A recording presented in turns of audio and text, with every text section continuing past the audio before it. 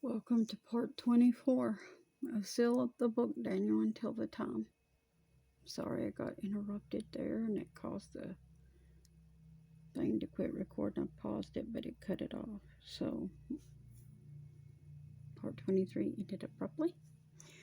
But anyways, getting back into this, chapter 8 of Daniel. And we were talking about how Gabriel had just told Daniel that his vision was not, he said, recapping verse 17, chapter 8, verse 17 of Daniel. So he came near where I stood, and when he came, I was afraid, and fell upon my face. But he said to me, Understand, O Son of Man, for at the time of the end shall be the vision. Shall be the vision. So he's telling him that it's not for now, Daniel, basically. It's not until the end. Now as he was speaking with me, I was in a deep sleep on my face toward the ground. But he touched me and set me upright, made me to stand, in other words. And he said, Behold, I will make you know what shall be in the last end of the indignation. For at the time appointed, the end shall be.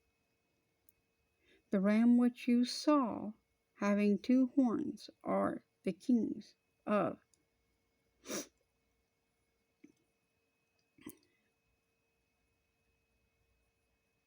Media and Persia, which is Cyrus and Darius, was the two kings.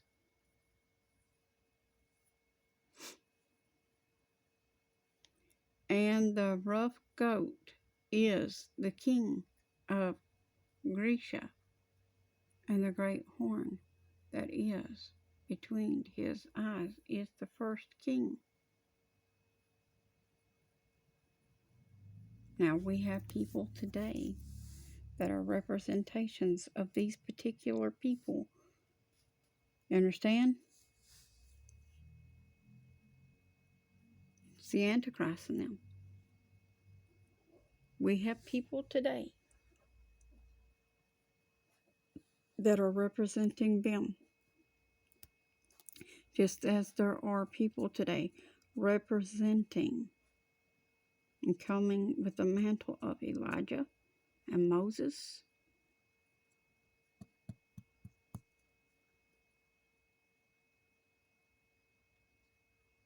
and doing the work of the Lord.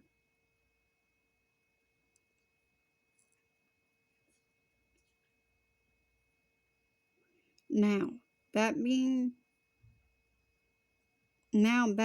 broken, whereas four stood up for it, for kingdoms shall stand up out of the nation, but not in power.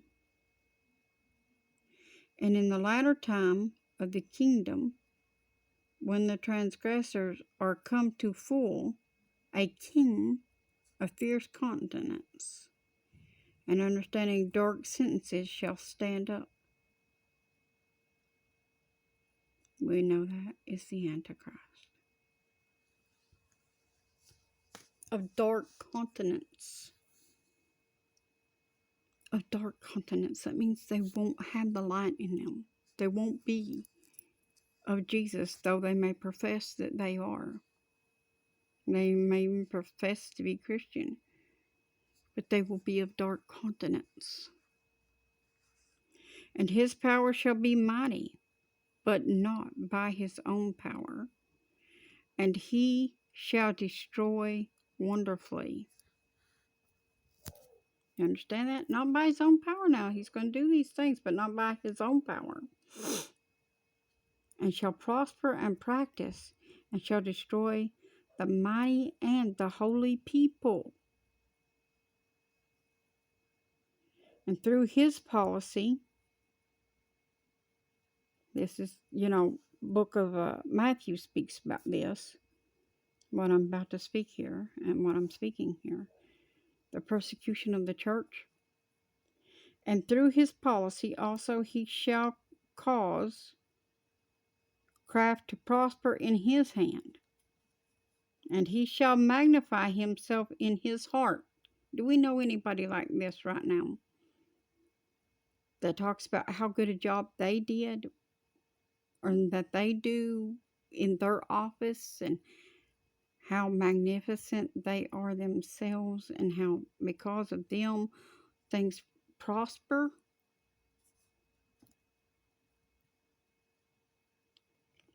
Antichrist spirit.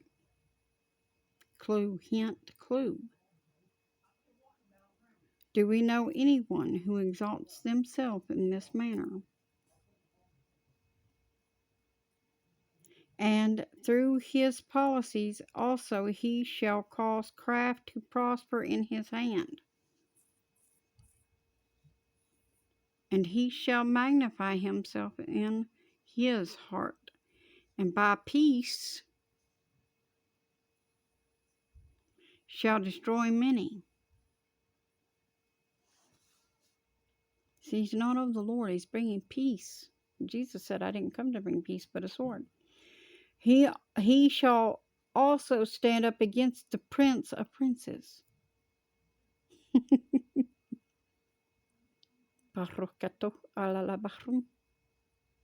See you on the battlefield, Krusty. But he shall be broken without hand. Yeah, I said that. Don't try to go before time. You know, Abba doesn't like that.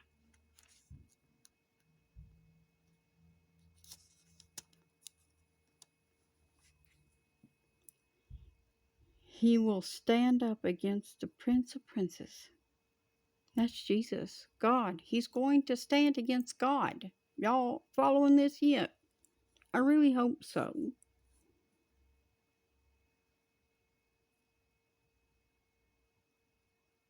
I'm not a fool. I would never stand against God.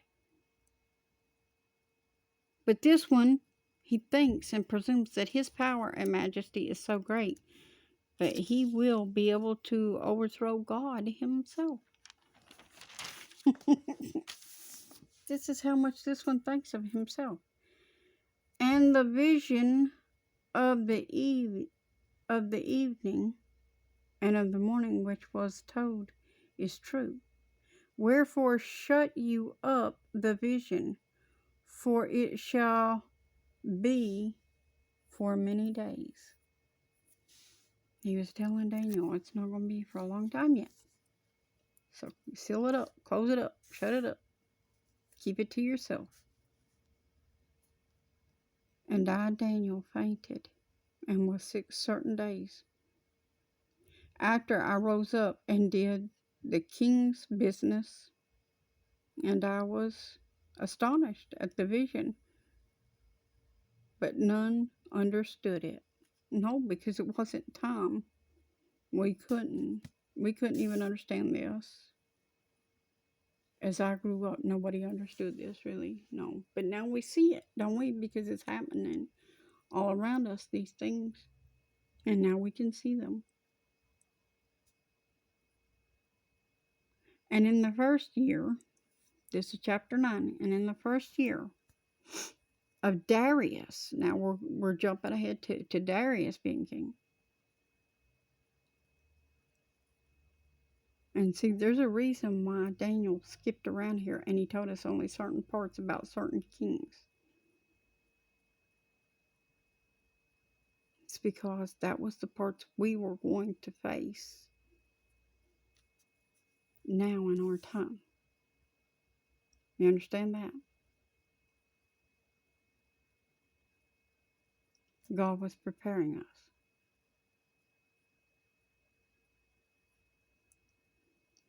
In the first year of Darius, the son of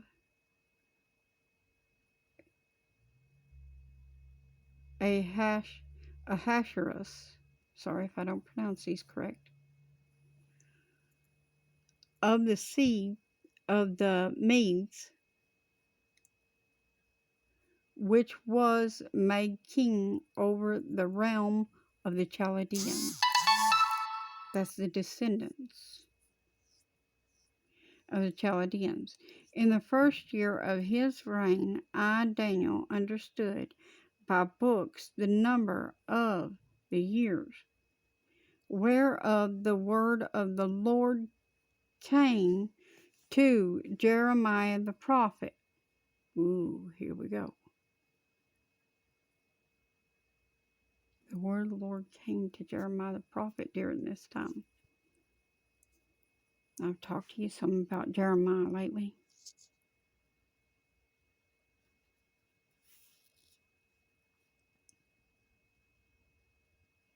And let me read that verse again.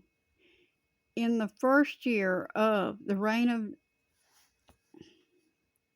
of Daniel, in the first year of his reign, talking about Darius, Daniel, understood by books the number of the years thereof. The word of the Lord came to Jeremiah the prophet, that he would accomplish 70 years in the desolation of Jerusalem.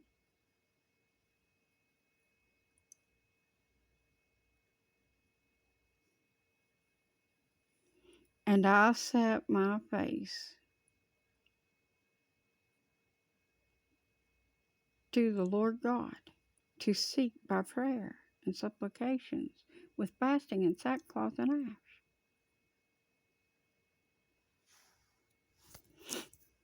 See, Daniel knew what it was to seek God earnestly from his heart,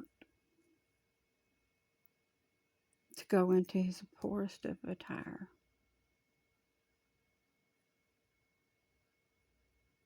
and come humbly to God, shamefaced. And I prayed to the Lord my God, and made my confession, and said, O Lord,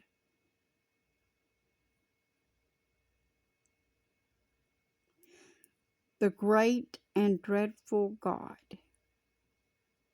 You see what Daniel called him? Dreadful. Because Daniel knew that he was a wrathful God. Keeping the covenant and mercy to them that love him, and to them that keep his commandments. We have sinned, and have committed iniquity, and have done wickedly, and have rebelled, and even by departing from your precepts, which means commands,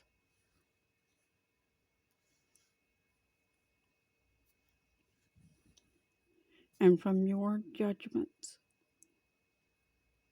Neither have we hearkened to your servants, the prophets, which spoke in your name to our kings, our princes, and our fathers, and to all the people of the land. O Lord,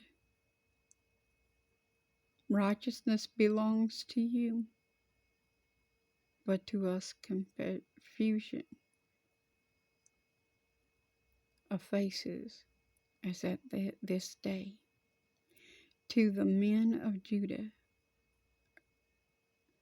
and to the inhabitants of Jerusalem, and to all of Israel that are near and that are far off, because Israel is scattered abroad now. So he's saying to all that is far off, through all the countries to which you have driven them because of their trespass, that they have trespassed against you. See, we're going to get into this a little more in the next part. I'm going to recap that verse. See you in the next part.